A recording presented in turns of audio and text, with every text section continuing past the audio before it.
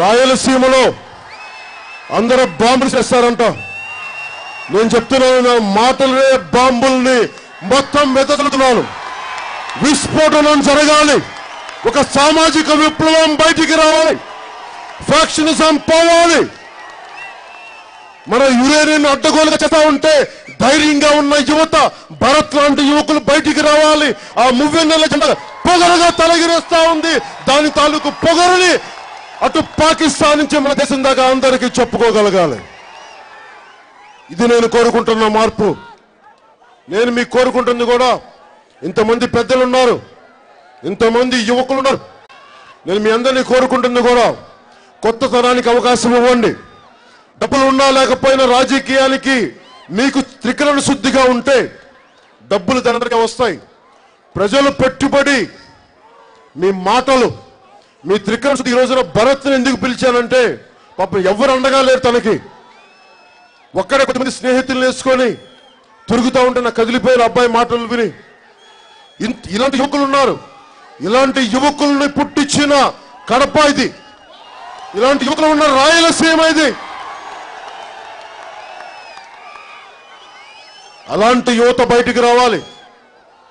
మనకు కావాల్సింది బాంబులు విసిరే యువత కాదు, బాంబులు విసిరే చేతుల్ని పట్టుకుని ఆపగలిగే యువత కావాలి. మనకి గుండె ధైర్యం ఉన్న యువత కావాలి.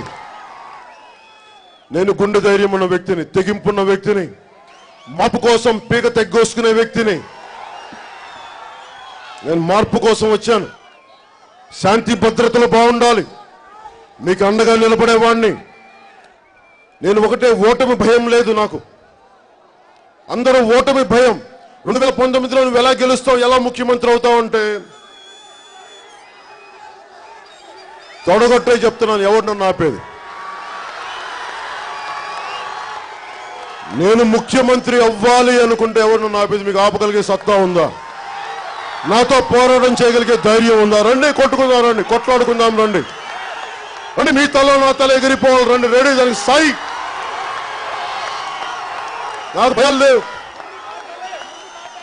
ఒట్టి చేతులతో వచ్చిన వాడిని, పుట్టిన వాడిని. ఆస్తులు లేకుండా ఉంటాయా? పుట్టినప్పుడు, పోయేటప్పుడు ఆస్తులు ఉంటాయా? ఒంటి మీద చొక్కా వేసుకొని వస్తే ఇంటికి ఒంటి మీద చొక్కాతో వెళ్తాను, అంతే. అదే నా ఆస్తి. ఉంటాయేమో ఇల్లు, వాకిళ్ళు, వాటి మీద నాకు మమకారం లేదు. కుటుంబాలు ఉన్నాయేమో, బిడ్డలు ఉన్నారేమో. నేను తండ్రిని, జాగ్రత్తగా చూసుకున్న నా బిడ్డల్ని. కానీ వాళ్ళకి ఏమైపోతారని చెప్పి నా ప్రజల్ని, నా అన్నదమ్ములని వదలను. ఉన్న కుటుంబం కంటే కూడా నాకు ఈ కుటుంబం చాలా ముఖ్యం. అలాంటి కుటుంబం కోసం బతికేవాడిని. అందుకనే మా మేనల్లుడు ఎంపీ అండి, మా అన్న పెద్దనాన్న గారి అబ్బాయి ఎంపీ, మా దూర బంధు మా పిన్ని కొడుకు ఎమ్మెల్యే. మొత్తం చుట్టాడు, మొత్తం ఇళ్లలో చుట్టాడు. బయటకు వద్దు ఇంకా అధికారం, మొత్తం మీరే తిప్పి చంపేయండి మమ్మల్ని, తొక్క అవతలు తప్పండి మమ్మల్ని.